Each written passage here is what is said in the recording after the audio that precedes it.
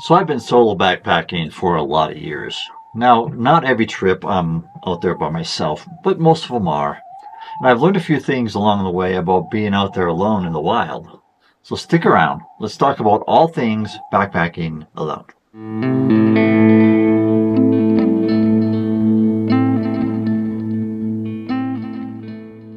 Well, first of all, why would anyone want to backpack alone? Well, the first reason I can think of is because it's easier to plan. With any plan for anything where you need everyone in the group to agree, with every person you add, the logistics and planning becomes exponentially more complex. Now, if it's just you, it's easy. Just keep yourself happy, right? Now, but if you add a person that must agree with the plan, it becomes twice as complex. Add another person, 3 times as complex. Now, this will be true unless everyone in the group is going to trust one person as the planner for everything. So think about these things. Unless you're going on a loop trail, how do you arrange the drop-off at the start of the trail and the pickup at the end of the trail? Now, is there agreement on the itinerary? For instance, how long is the trip going to be? How many miles per day are you going to go? Where are you going to camp? You know, some people like to camp in open spaces. Other people like to camp under the cover of trees. When does each person need to go home? What route do you want to take? There's all kinds of itinerary questions here that you need to figure out, and you will need to get agreement on with everyone in the group. Now, do you have an alternate plan? I guarantee if you don't have an alternate plan, something will go wrong. A Murphy is alive and well in the backpacking world. Oh yeah. What about handling the situation where someone might get sick in the middle of the trip and can't continue according to what was planned? How are you going to handle that? Now, you could just all agree that one person will do all the planning, but that rarely works out as nice as it sounds. Tell it like it is, brother. Someone will complain about something. Someone will get their feelings hurt or feel unappreciated. And that's a lot of responsibility to fall on one person. They will get all the praise or they'll get all the blame. Now, how are you going to deal with last minute changes? What if someone has to drop out the night before the trip and maybe that person is the driver? Now, what if something happens to you on the trail that you have to turn around? If you're backpacking alone, you don't have to worry about ruining someone else's trip. Boing. That happened to me when I was doing the Uinta Highline Trail with a buddy. It was a through hike, so I had an injury that made it too risky to continue. It's a pretty desolate area out there. We had a car on each end of the trail, and it's a 100-mile trail. So it was either everyone quit or someone juggled cars around somehow. I felt awful about ruining my buddy's plans. He had to drop out because of me. Aww. Not a good feeling. So it's easier to plan if you go solo, and that's a big enough reason for some people. Another reason to backpack alone is that maybe you want to be alone in a quiet place. Get some solitude. Maybe just you need to shut out the world. You need to shut everything off and everyone and everything for a few days. It's good for the soul to get that quiet time. Now, the third reason is that maybe it's just too hard to find someone that's compatible with you and what you like to do while you're backpacking. Here's a few things that might cause a little incompatibility. Now, one person wants to hike 5 miles and the other person wants to hike 15 miles. One person hikes very slow and maybe one person hikes very fast. Now, one person likes to hike alone some of the day and the other person needs to be close to someone all the time. Maybe one person likes to hike on busy trails and the other person prefers less traveled trails. Maybe one person is a destination person, that meaning that they absolutely must reach the summit or do the entire trail. And the other person may be a journey type of person. And those kinds of people normally want to stop often and take in nature and things that are around them, and they don't care about the destination or the goal. Another thing is that maybe one person is a high-risk person and the other person doesn't like taking risks at all. Do you feel safe with this person? And one person might have a very high level of respect for nature, and the other person sees no need to leave no trace. One person may be very quiet, and the other person may always need to have a conversation constantly, all the time. Now, maybe one person is a pessimist, negative, complains a lot, and the other person is an optimist and finds positive things all the time, is accepting of, any situation. Maybe one person likes to take on big challenges and the other person gives up way too easy. Maybe one person is an early riser and the other person likes to sleep in. I suppose there are many other little pet peeves you might have that may make you incompatible with another person. But incompatibility doesn't necessarily make for a bad experience. Sometimes it's better to have some different types of people to help balance decision making or maybe complement the experience. So don't make too much of this incompatibility thing. Also ask yourself, am I the problem? Am I too picky? Am I too inflexible? Do I get too irritated at other people too easily? Maybe bringing someone else along on the trail that is incompatible with you is an opportunity for you to work out some things with yourself. Hold on, wait. But if it's all too much for you to deal with, or if you're tired of trying to deal with it, or if you've completely lost hope in finding someone with enough similarities, maybe incompatibility is a good reason for you to backpack alone. So, there are a few good reasons why someone might want to backpack alone. So what's it all about for me? Why do I like to backpack alone? So for me, it's two things. It's all about freedom, and it's all about unplugging and getting away. Now, if I want to go big miles, I can. If I want to stop anytime I like to, I can. If I want to take a lot of time for videos and photography, I can. I can start and end my day whenever I want. I can go back home as early or as late as I want to.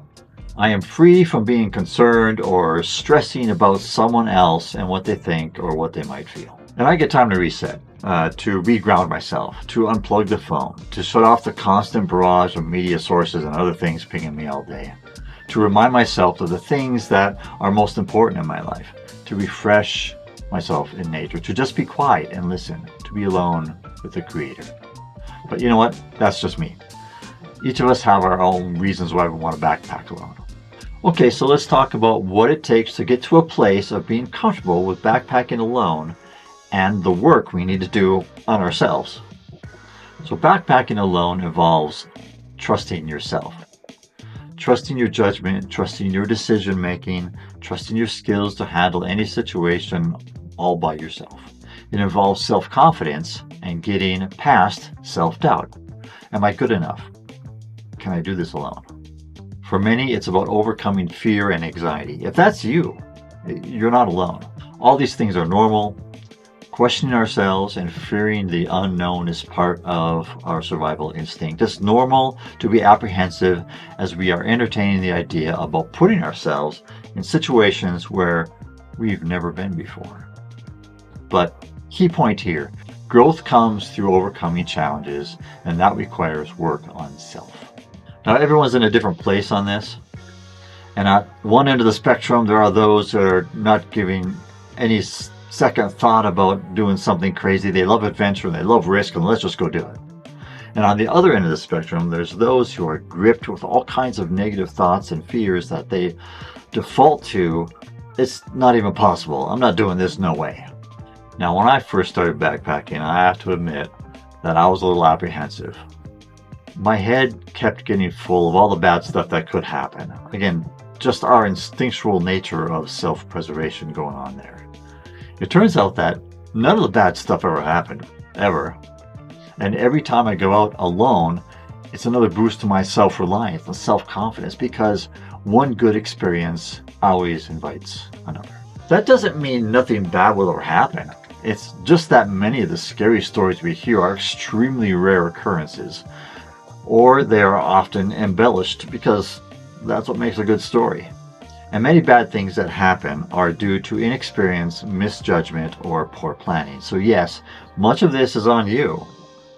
Being ready and doing the right things are part of the equation. So what I've learned is to trust my experience and my instincts, and the more I do it, the better it is. In fact, I think I like solo backpacking better than I like backpacking with others. Shh. So if you want to do this, but it still freaks out a bit, just start small. When I started backpacking alone, I started doing overnighters in familiar places. And I learned about planning and preparing. I learned how to be part of nature, not an intruder, a participant. And that took some time. And if there are lessons to be learned, you want to learn them when the impact is low. Forgetting a toothbrush on an overnighter is not so impactful as it is not having a toothbrush for a month or a week. These shorter trips helped build my confidence. It showed me that, hey, I can do this. Consider that after we do something we were previously afraid of doing and it's awesome, we want to do it again, because who wants more awesome in their life? I do. So I did some 2 to 3 day trips and learned more and became more comfortable and confident. I learned a few things about how to prepare and plan. Then I started doing longer trips and started going to unfamiliar places. I never pushed myself too far out of my comfort zone, but maybe a little, because that's how I grow and learn.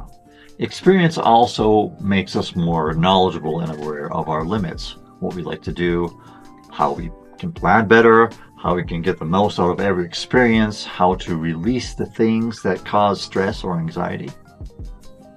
So no matter how much this whole topic freaks you out, you can do it if you take it slow.